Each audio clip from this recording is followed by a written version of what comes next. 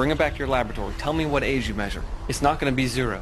It's not going to be even a few thousand years old. You're going to get an old age.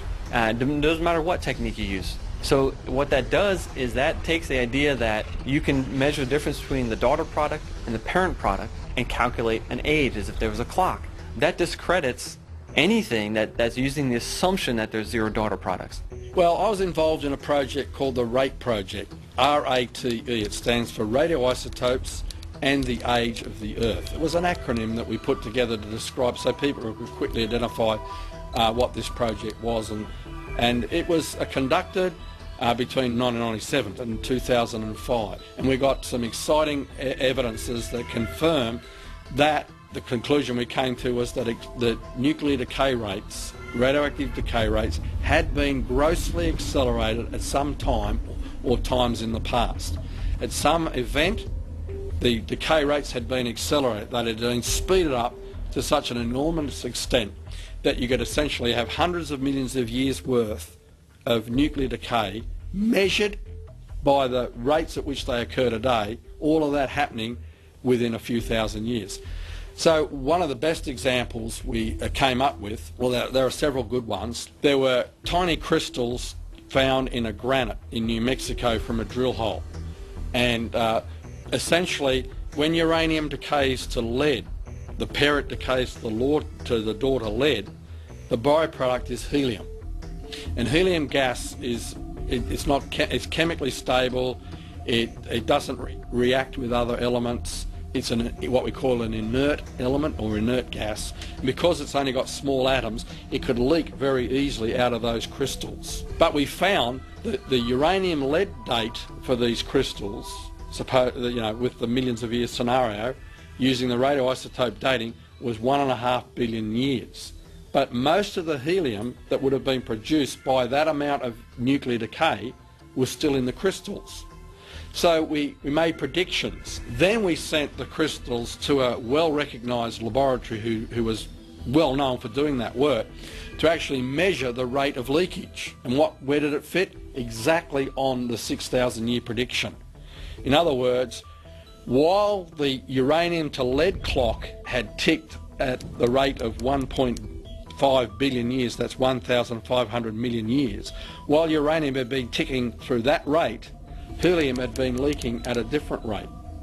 That means because we know of the law of leakage of these atoms, well-known physical law that we can reproduce in the laboratory, that was a far more credible age determination method. There's some basalt flows that erupted on the rim of the Grand Canyon, flowed down into the canyon all the way to the base of the canyon. That means that the lava flow is younger than the canyon, younger than the uppermost sediments, and yet that lava flow dates to millions of years older than the canyon itself. It really raises the question, how do we know that these techniques are valid? We've got other lines of evidence. There was about 3 or 4 lines of evidence that we found that all pointed in the same direction, that the assumption of nuclear decay rates always being constant at the rates we measure today isn't true, that they were accelerated in the past, and that means the clocks can't be trusted. We have done carbon-14 dating on coal and diamonds, which are hugely old. Diamonds are supposed to be over 1 billion years old, and yet we find carbon-14 in them.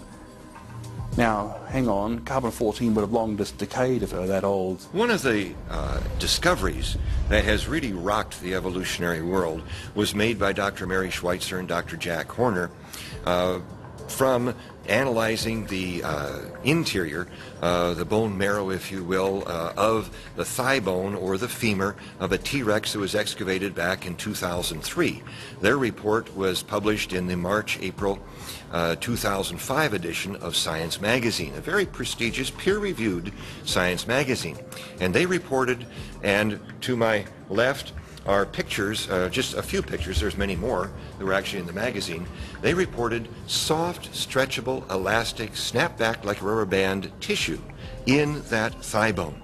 In addition, they reported finding red blood vessels that still had blood cells in them that were identifiable, and all of that would be impossible if this dinosaur died out 65 to 68 million years ago. Clearly, science has shown this dinosaur died out very recently, And I would say perhaps as a result of the flood of Noah's day, just a matter of, say, 4,000 years ago. Doctors Mary Schweitzer and Jack Horner are paleontologists. They study fossils. Specifically, they're interested in dinosaurs. In fact, I think you could call Jack Horner Mr. Dinosaur. I mean, he's probably associated with the study of dinosaurs as much or more than anyone else that comes to mind. Mary Schweitzer said that on one such test, she said she couldn't believe it until she'd done it 17 times. This is pretty thorough. So most people are understandably shocked, and that includes certainly evolutionists, that you should find what appears to be fresh marrow. Still soft, still with blood vessels, still with red blood cells. More recently, they've gone beyond that.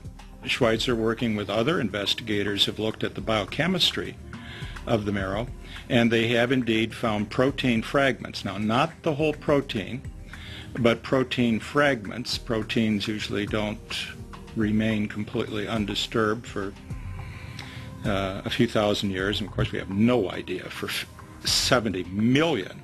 Well, of course, the evolutionary naturalists who embrace the long ages of evolution, who maintain adamantly that man and dinosaur are separate by 65 million years, are very, very uncomfortable with these continuing discoveries of Mary Schweitzer. Tom Kay of Seattle, who was also a critic of the first study of Mary Schweitzer, said, and I quote, "This will either be nothing or the biggest revolution in paleontology ever." You know, I would have to agree with the latter portion of his quote. This is one of the greatest paleontological discoveries ever. Danny returned to his cave, deep in thought. What had made that man on the beach so brave? The man had spoken about someone who had created him. The man had spoken about a creator that loved all his creatures. Was Danny one of those creatures? Most of your dinosaur books, if you go to Barnes & Noble or wherever, they're all millions of years, millions of years, millions of years. Kids have been to see those movies that talk about dinosaurs. They might be fictional movies like Jurassic Park and so on, but at the same time they still teach millions of years. Ever since Darwin and Lyell, that this idea of many, many millions of years is a philosophical necessity, but is certainly not found in science. I mean, the main movers and shakers at the time were really striving to discredit the Bible. I mean, Lyell himself said that his stated goal was to free the world from Moses. And if that's his stated goal, to free the world from Moses, he is actively trying to undermine the biblical account of creation. So that's why we have to talk about the age of the earth issue if we want to talk about dinosaurs and humans, because these are two radically different views. And if the earth is young, then dinosaurs and man did live together. And the dragon legends are believable. Paleontologists also, I believe, go ahead and fill in the gaps as they see them in the evolutionary timeline, going from monkeys to man, going from microbes to man. One of the things that they find, though, in the process of doing that is that life is very complex. Whether it's dead life or living life, it is still extremely complex. And so that means they've got to have huge amounts of time in order to give people any idea at all that it's credible to go from microbes to man. And that's really, time is the magic bullet for the evolutionist. It's a lot of time which makes the impossible possible. Old Earth, old universe even, but certainly old Earth, 4.5 billion years, is important to the evolutionist because they need a great deal of time for things to evolve by the evolutionary process, which would involve random changes due to mutations and natural selection. I would suggest it requires infinitely more time than the pittance of 4.5 billion years. I encourage them to think along the lines of Google years. That would be to the Google power. I mean, you need years that make billions look like nothing if you're going to try to attribute to chance even a single biologically useful protein. Well, they